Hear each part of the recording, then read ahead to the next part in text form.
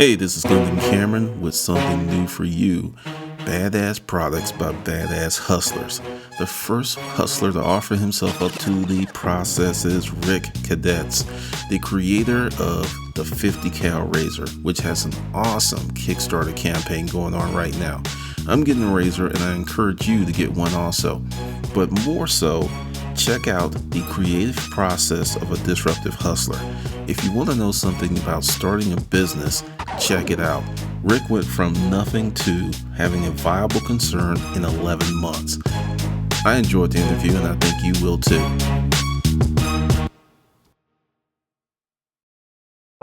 Okay, how old are you? Because I get the feeling you're like really young, but I have no clue. You can't tell on the internet. I'm 34. Really? Okay. So, Yeah. how long have you had all these creative vibes? Because you're churned out the 50 cal razor, you've got the skivvies, now you're working on this wakeboard, this in living room surfboard. How long have you been this creative force? All my life, man. I've always been a daydreamer. I've, always got grounded by my dad for taking apart everything. um, Been you there, know, been there. I would always root through his tools. I mean, a lot of it could be my dad's fault. My dad, he was a mechanic in the army, and he would buy a lot of pet cars, like pet project cars, and work on them, and I'd be right next to him in the garage, and passing him tools and helping him work on things, and sometimes he'd bring a carburetor into the house and disassemble it and clean it and give me little chores, and man, I remember. And we also did a lot of home improvements. My mom was really big into doing home improvements and wallpapering and changing the molding in the house, and just doing all kinds of stuff. And if my dad was working, I was working. That was the rule, whether I wanted to or not, whether it was fun or not. Well, it And sounds like it was genetic. I yeah, mean, like exactly. you had no choice in the matter, and I totally get that. Now, with you going into being a full-time creator, how long is this process? Like, when did you start with the first company? How long have you been doing all of this stuff?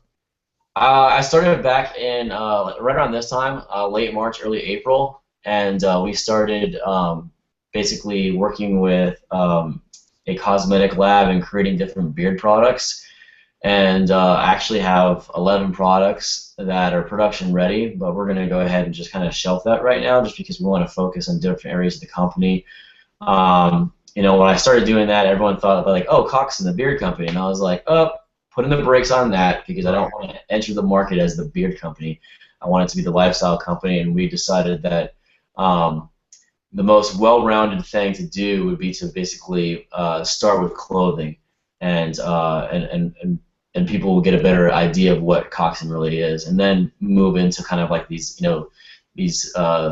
supplemental categories of the brand. Okay, so essentially, you're starting three to potentially four companies at once. You started roughly a year ago, Mm. and you were just working a regular job, doing a regular thing, and then you just decided to become this lifestyle creator and this product creator. Yeah, I was working for a liquor company. A couple of very close friends of mine have their own liquor company here in Texas. It's called New Vodka, NUE Vodka. Oh, And that's cool. when you're working for a startup, even if it's not your own, you wear many different hats. Right? That's Um, true. you have to be able to kind of multitask and do a lot more that's expected of you if you work for a corporate company and your job is X. And that was the third startup liquor company I worked for, to where I was used to taking on such a workload, and I learned so much at another company's expense. It just kind of felt like this was the right thing to do, and I let them know, and they were super receptive and actually really encouraging about it. And my sister and I decided to take this full time. And at that time, I was living in Austin, so I moved to Houston, basically to lower my financial responsibilities, and as I think you call it, basically reduce my burn rate. Definitely, definitely, because there are many people who want to do what you did, but they're trying to what I call live the dream and chase the dream at the same time, and Yeah, it's really problematic. It's you just it's too cannot much. maintain the same lifestyle. Like I haven't I haven't even been on a date, since I started this company because the company is my girlfriend. You know what I mean? And like, Right. I so totally get that that. rare, there's that rare instance I'll get a Friday or Saturday night off and I'll go out and it's almost kind of like weird because it's like when you're a kid and you got grounded, for a Okay, week so you're or finally whatever. free. Yeah, and then you go out, it's like you don't even know how to act. It's the same thing because it's weird to be like living like regular people when I'm completely married to this company.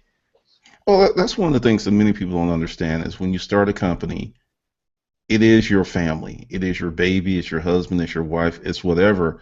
And many people don't get the fact that being an entrepreneur, especially in the beginning, is an extremely lonely business Yeah, because I think it's fortunate that you have your friends who started up a business, and then you have people you can talk to who've been through the process. Because when you try to talk to someone who has a regular job, it's hard. They can emphasize, but it's very hard for them to really know. So I yeah. think that was very helpful for you. I think one of the I wouldn't call it the pains of being an entrepreneur, but one of the annoying things of being an entrepreneur is how much advice you get. From people who never started a business.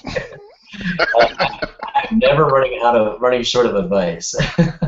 Well, I think everyone wants to be helpful, and everyone has an opinion, and everyone has a right to an opinion. But until you go through the process of putting up your money, your time, your sweat, it's really, I'm not going to say the advice is bad, but I'm going to say it's not vetted. Anyone can Yeah, come up with yeah, something, but I've had people tell me to do certain things, and then when I went out and did the work and got the data, it was completely 180 degrees total different from what they were saying.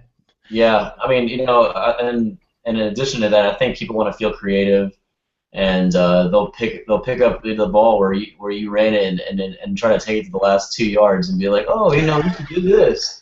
And I mean, I've had people reach out, like via Kickstarter, and they'll be like, oh, instead of doing this, you should do this, and it's like Kickstarter is a place where you post this project, and you're telling me, to go this completely different direction. It's like that wouldn't even be in line with the integrity of what I'm presenting to all of my backers. You can't post one project and then just go off track and do something else. I totally get that because at that point you seem incongruent.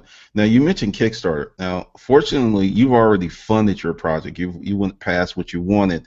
Now Hmm. this is your second Kickstarter project, which the first one was also successful. Hmm. When you're putting together Kickstarter projects, what's the most important thing to get it really going from Okay, your I'm gonna experience? go, I'm gonna go ahead and preface say that I feel like I'm 20 to 30% of the way of harnessing the Kickstarter mojo. Okay. The most important thing at Kickstarter is the presentation. It's people want to see your project, understand it, and see the value of being a part of your project. You have to have a video. Has been proven that has to happen. You have to be able to communicate with your customers what it is that you're trying to make, and of course, the help that you need, but why they want to be a part of it. And because Kickstarter, I think the appeal for a lot of the backers is they're getting to be a part of this new kind of commerce where they get first dibs. This isn't stuff that's made it as far along the way as Best Buy or Academy or even clothing stores, and they get to buy something that no one else has, and be a part of this incredibly creative community. And Kickstarter is it's amazing for so many different reasons. It's kind of turning e-commerce on its head. It's a like what eBay did back in the early 2000s. It's new. It's people don't understand it, and a lot of people were I remember back in the 2000s wary about buying from these not real vendors. But it's proven and it's not going away, and it's creating all these different industries. And for a person like me, it's supposed to be supplemental, but it has huge value for not just being able to create capital, but to be able to throw my ideas at this widespread network, all around the world and see if it sticks. It's and it's at your minimal expense. Oh, I agree. I think Kickstarter is going to start doing 10, 20, $30 million projects. And at that point, you remove the angels and the venture capitalists out of the equation, because if someone has a compelling enough concept, you can literally Kickstarter a company into existence. Because Absolutely. I'm seeing that happen, and it's a really, really exciting times. Now, when you were sitting around and you just had a 50 cal shell, what made you decide to turn that into a razor? I think it was a bunch of like, little things in my consciousness that led me to that. Like I said, I've always been a tinkerer. I love the art of repurposing. Taking something that someone else throws away or is meant to be discarded, and create something new about it. I started to kind of follow like a lot of things on Instagram about metal fabrications, which I'm a huge fan of. Whether it's basically laser cutting, combs, knife making, or just like I said, repurposing, which I think is such a great art. Um, and it might have been just kind of like the increasing popularity of the Dollar Shave Club last year, I know that or was a crazy commercial he did. It went viral. It was awesome. yeah, yeah. And then I basically kind of looked at a 50 caliber shell, and I was like, this is right about the right length and size for a razor handle, a Gillette, a Mach 3. And I started to do research, and then decided that, man, it'd be really cool to make something that is kind of like the original standard, kind of like what like a man's man would use for shaving, back in like the early 1900s to the 50s and 60s, and how I decided to go with the double-edged safety razor. And I bought a Merkur, which is kind of like a very popular, very standard double-edged safety razor, and kind of just looked at it and put the pieces together, and after working with a CAD designer, was able to come up with my design and create the necessary components to make this idea happen. All right, that's really cool, because one of the reasons I reached out to you, and thanks for being the guinea pig of this show, is I saw it and it was just, it's something that's nice to have, whether you shave or not. It would make a perfect gift. It was something, it's a conversation starter, and a lot of guys, I think, like metal, something Yes. substantial, something heavy, something that's just solid as a representative of just life, because you're to me, you're an artisan, because that's a really, really big thing. People want not so much mass-produced items, but something handcrafted or something in limited productions, because because you can get a better feel for quality when you do it that way. You can then drastically improve the quality. Mm. Now, also, you're a veteran, Mm. and that's trench art is something. Like I said, I used to be in the store trucking business a long time ago, and Mm. I got this.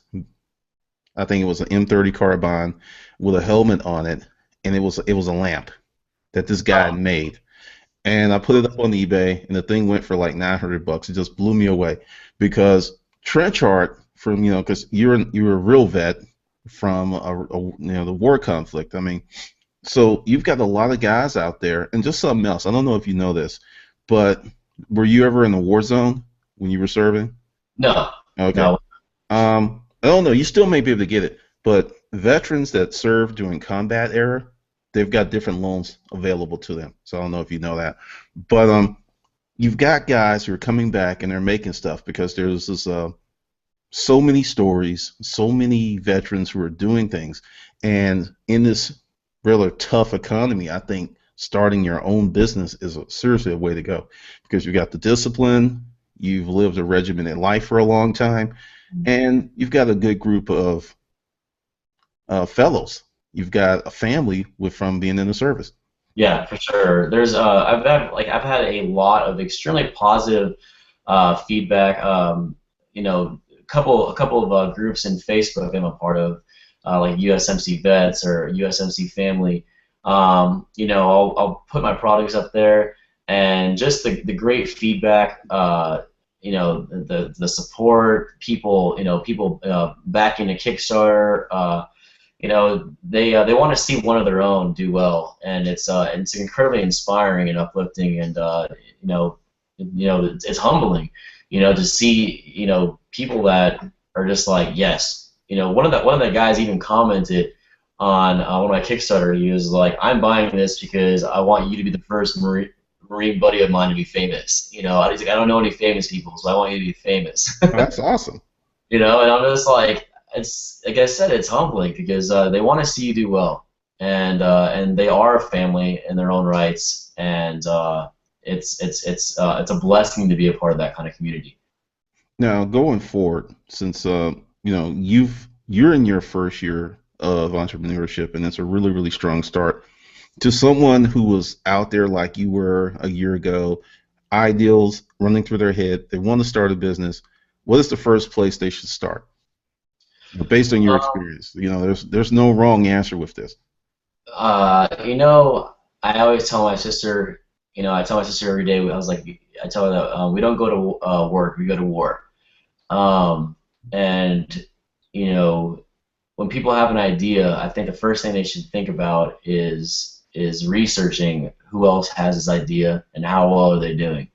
And if you see someone that's doing it and doing it well, don't be discouraged. Don't be upset that that you weren't the first person to the show. Be inspired that you have this platform that has already been created on how you should do something and do it better. Do it faster, do it stronger, do it harder, whatever it is. Just to not be talked out of your idea, and to figure out who your peers are and go to war. Oh, I agree with that because many people, especially online, it's it's a community, it's a family. There's a lot of people that will help you out. But at the end of the day, you are going to war. You want to win the war of profit because Hmm. there are no monuments to nice guys or the guy who lost the war. It's Yeah, just not. It's just not. Now, the second thing is you and your sister, because this is a family-owned business. that's How, correct. how did that just develop? You just said, "Hey, sis, let's create this business." How did that develop? My sister has a great business and financial background. She studied business and financial accounting at the University of Houston. Super smart. She graduated magna cum laude, and then she went on to work for Morgan Stanley and Merrill Lynch, two very big financial firms. She retired about 4 or 5 years ago and has been a day trader since, and is looking for something, and looking for something else to invest in. And I've always been like the kind of idea factory, and after just kind of bouncing so many things off of her, she's just like, you know what, let's move forward, let's do this. And it's we're as we are two peas in a pod, being brother and sister, we're two completely different people in business, and that's great. And she really balances me out and basically paces me. I always say that I'm the gas and she's the brakes, and Okay, I like that. yeah, and it really creates that right kind of balance and synergy that we need. And you know, at this stage, there's things that she can do in terms of like projecting and creating milestones and stuff like that. But she finds herself with a lot of idle time, and that was a frustration for her. And because she's not going to be your day-to-day laborer. That's not her value. And so, a couple of weeks ago, we decided that what a great investment it would be to her, to myself, to the company if she was to go back to school. And now she's pursuing grad school at University of Texas, and I couldn't be any happier. Well, definitely. I mean, you've got the network. A few years ago, there was this article about people going to applying for Stanford grad school, and they weren't going to class Their whole goal was to get in there and get into the network because the alumni association is so powerful. It is. It is. And Texas is, you know, I told her I was like, because I'm a huge Longhorn fan. I'm friends with a lot of Longhorns. I lived in Austin for 8 years, and I told her I was like, going to U of H for you was situational. It's a great school. She has a great degree, and she did exceptionally well there. But I told her I was like, going to grad school in Texas and becoming a Longhorn, that is a big deal. That will be a big deal for the company. It'll be a big deal for her, and you'll never regret investing in yourself by going to school. So she already is a huge asset to the company, but her value will go up exponentially once she enters that network. Now, if you could do it like differently or do it all over, would you do anything differently, or would you just go straight down the same path that you're on in terms of starting up your company? You know, you think about that all the time, especially when you come up with an idea and you're like, well, what if I would have just started everything, with this idea? Um, Hindsight's 2020, but you have to be focused on the now and focus on where you're going and try to create the best path to get you there. Um, I could have started, let's say I have this idea now that I'm working on. It's kind of like a dynamic balancing board. You know, let's say I would have started with that last year instead of starting with the beard products. That being said, everything that I have done in this past year has completely like cultivated like this kind of businessman that I am. This ability to source things, this ability to see the projects from beginning to end, create vendor relations like this now black book that I have of vendors that has taken me literally this long to produce.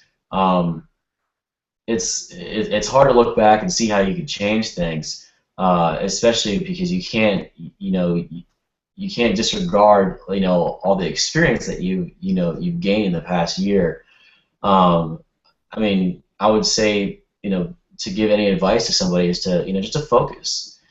Focus on what it is that you want to do. Like who you want to be, what kind of company you want to have, and focus and maybe write things down and create milestones for yourself. Create daily, weekly, monthly goals, and hopefully that will put you in a place to where you're not trying to look back and see where you went wrong. Well, the reason I asked you that question, a lot of people get caught up in what I call the fear of failure, the fear of doing the wrong thing.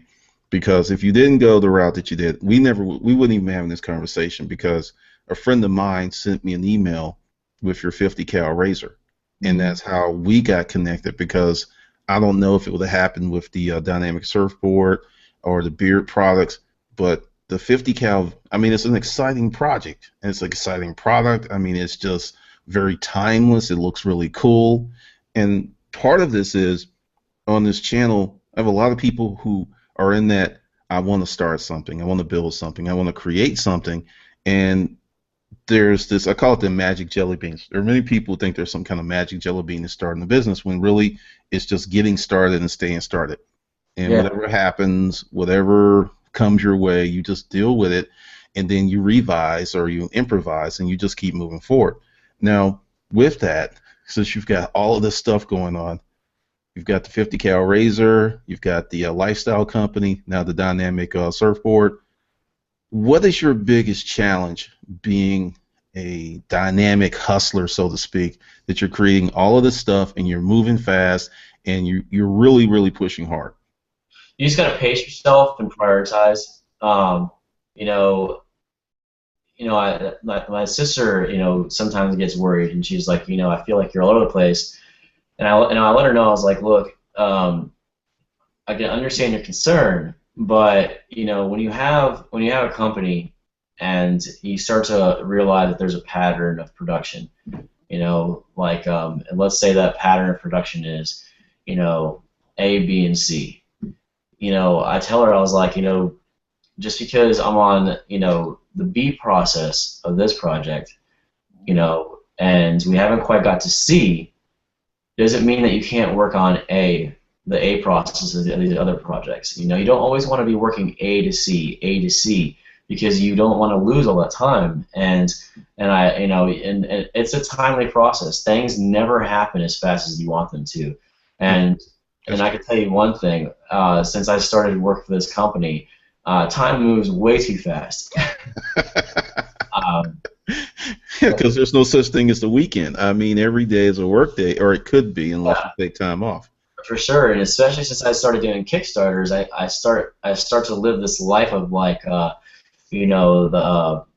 hourglass with sand falling out. It's like I'm constantly living on this you know downward clicking timepiece, and it's almost April, and I'm like, where did the first 3 months go? Oh, And it it goes rolls that by. It fast. rolls by. I'll tell you something that kind of goes into what you just said. When I first started in 2009 with, because the first company was Conundrum Publishing, and I didn't know what I was doing, so I was all over the internet, and I had three blogs. One was Passionate Friday, one was the Urban Pack Rat, and one was Business Credit Mentor. So I had these three things going on. And one thing I've learned is that one thing will rise to the top. One thing will just take off or be better than the other two. And I think in today's environment, you're better off having three, four, five, six, seven, or 10, or 20, or whatever products you want, Yeah, because if something goes wrong with one product, you don't have all of this fear because everything isn't riding on this has to be successful. This has to make it because this is the only thing I've got going on. So it kind of gives you more courage, I would think, because like I told you before, I think the 50 cal razor is going to be like a wonderful hit, and it's just I see it being a timeless item, something that's just around year after year.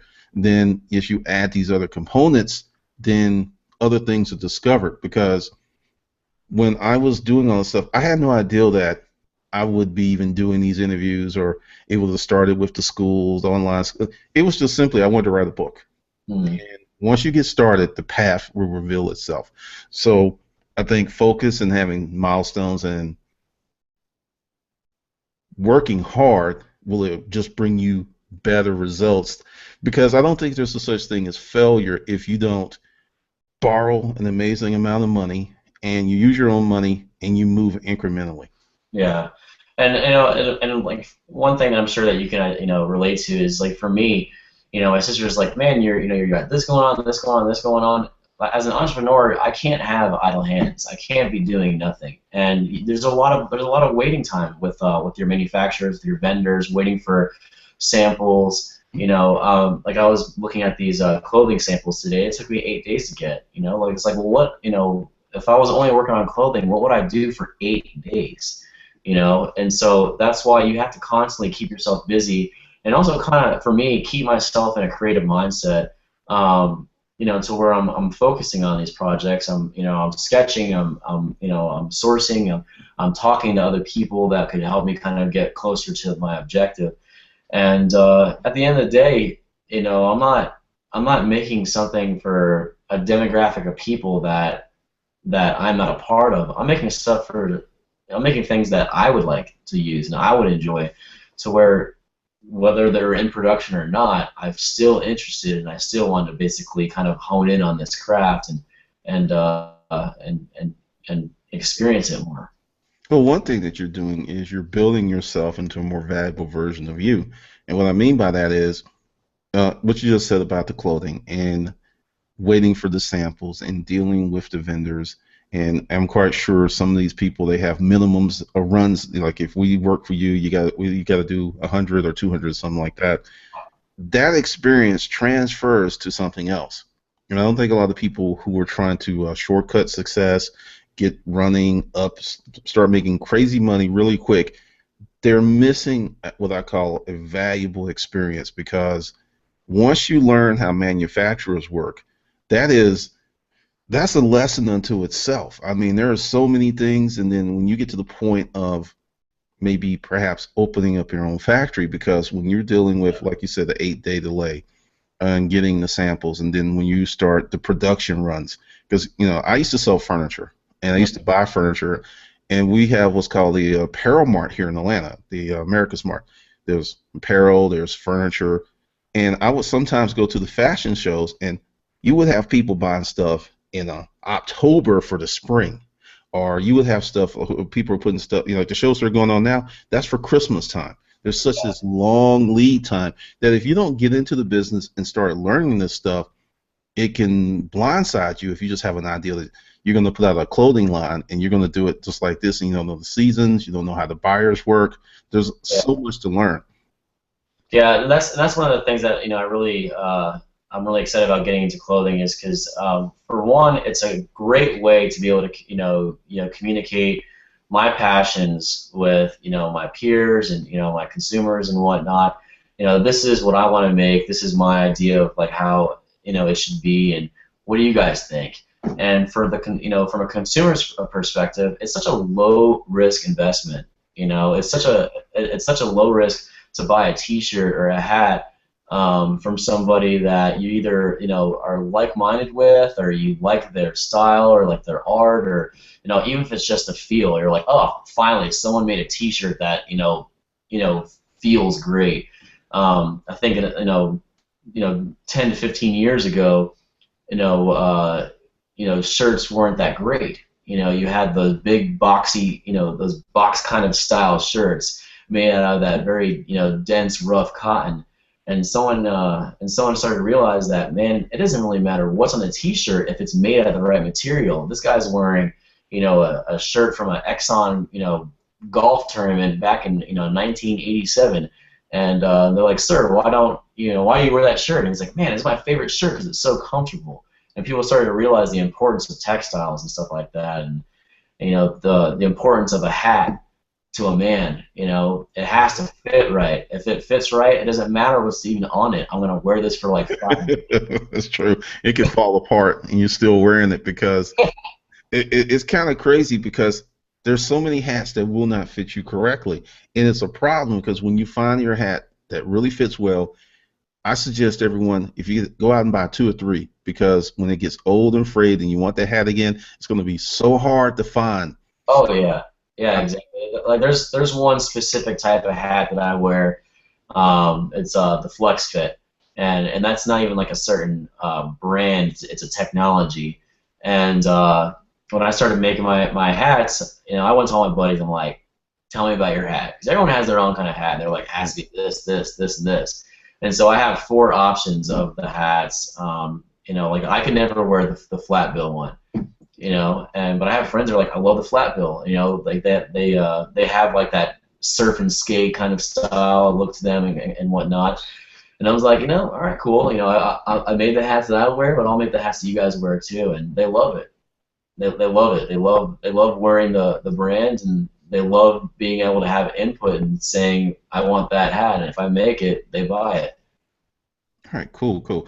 Well, hey, I just want to say thanks for giving up your Saturday. I know you got a lot of stuff to do, and for being, like I said, the first guinea pig of badass products and badass hustlers. So, all right, this is Rick Kadets, and there will be a link here. So just go ahead and check out the Kickstarter program and get a razor. I'm getting one, and I'm going to recommend that everyone I know get one because it's a cool ass thing to have. That'd be awesome. All right, we'll do that. How's your day going? I apologize because I really thought the regular Hangouts recorded. I just didn't know. When we talk on Wednesday, right? Yep. Man, I had a great couple of days since then. I've been right now. I'm looking over these catalogs. Okay. And, these are basically like fabric catalogs that I received from this company called Top Value Fabrics. So I'm starting to basically pick out the textiles I'm going to be using for my UDT shorts. So it's pretty exciting that that project is coming underway. And there's this other thing that I've been working on. It's this project is basically like a balancing board, and what I'm trying to create is a board that you can use in your house, the living room, that is like a small surfboard, probably about 3.5 to 4 feet in length, and it basically sits on these three. It sits on these components, these three components, which gives it 6 degrees of motion, um, and it's going to simulate surfing. So Okay. yeah, so I got to sit down with a mechanical engineer on Friday yesterday and show him my sketches and talk with an actual engineer about what it is I'm trying to make, and basically have like these motions and this machine that I'm conceptualizing validated by an engineer, and then him showing me different parts, because he does a lot of engineering for oil and gas. And he Okay. was like, yeah, he was like, you would want this part right here and this part right here, and we started kind of like piecing it together, and now certain things that I thought I was going to use, I have now more a clear idea of like exactly what parts to get and where to get them. To Okay. So this is going to be for coxswain. This is No, this is something else. This is another some. project. Okay. Okay. Okay. This is a whole nother thing. All right. Yeah. Now, speaking of your companies, how many companies do you plan on starting? Because you have Coxswain and the 50 cal razor, which is how I found you. Is Yeah. that Yeah, that's basically a sister company of Coxon. Coxon is going to be basically like, my men's lifestyle company, mostly around clothing and grooming and stuff like that. Kind of, it's going to be like your daily use kind of stuff. I gave the razors and the combs the name Vulcan okay? because it was such a different kind of product, because it's made of metal, because I felt like that was gonna be something more that I was gonna be tinkering with for the rest of my life. I wanted it to have its own thing and its own identity, just so it wouldn't get lost into his like, man, what is Coxon? Is Coxon like razors? Because I mean, like Vulcan could eventually be razors. It could be combs. Um, it could be knives. It could be any kind of where I feel like it would have kind of got lost in the identity of like a clothing brand. Coxswain. Okay, so Vulcan's your company, Coxswain's your company, and Yeah. then this new company that's not formed yet that's going to have the living room surfboard. Yeah. Got you. Got That's you. Got you. I'm not married to any names yet, but right now I'm just trying to build my prototype, and from there I'll be basically building out graphs and blueprints with that engineer, and basically trying to put that into production. But it's a great idea, man. I love surfing. Um, I do what they call wake surfing in Wait a Austin. minute, wait a minute. What is weight surfing? I never heard of that. What is that? Wake surfing is basically surfing behind a boat in a lake. So what you can do is on a lake is that you can weigh down the stern of a boat with water sacks. So like you have your engine, and then like inside your engine is beside your engine is two compartments, and these two compartments on the side, you can weigh them down. Now you've heard of like the term regular or goofy foot, like depending on how you surf or skate. No, I'm learning a lot here. Goofy foot. I like the name. That would look Okay, good on a so I t-shirt. surf I surf what they call goofy. So imagine you're standing straight. If you turn your body to the left to where your right foot is facing forward, that's considered goofy. If you turn your body to the right to where your left foot is forward, then you're basically a regular surfer. Now, depending on if you're a regular or goofy, is where you're gonna weigh down your boat. So my boat would be weighed down, I believe, on the port side, the right side, and that's what, when they weigh it down, the boat will actually go like this. Okay. It'll actually flow like that, and because it's so deep in the water, when it's moving, it's going to create a big wake. And what you're going to do is like you actually just go out the back of the boat and you surf that wake. Okay. It's kind of like you're creating your own wave. I get it. I get it now. That's really Yeah, cool. exactly. So it's awesome, and it's hugely popular, and people love surfing. I mean, people love being in the water, and it might be November through March, and you won't be able to surf, and I want to create that feeling in your living room so you can practice, and it's amazing for your core strength. It's amazing for Right. your balance and your coordination. and it'd be hugely fun. I think it'd be something that people would really enjoy. Yeah. Okay, I guys. was waiting and waiting and waiting and waiting. I was like, okay, where is this? And then I did some research, and they don't record. Yeah, That's gotcha. cool. I mean, in a good way, it's like I kind of feel like I know you better. So, since we had that first conversation, and I'm Yeah, getting to know you exactly. better. And also, it's going to be, I think, more conversational because one of the things I've noticed is typically people watch the longer hangouts when they're more engaging.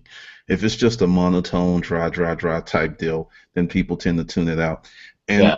the cool part about this is once this process, I can bring it down and chop it up and just split it up. So with that,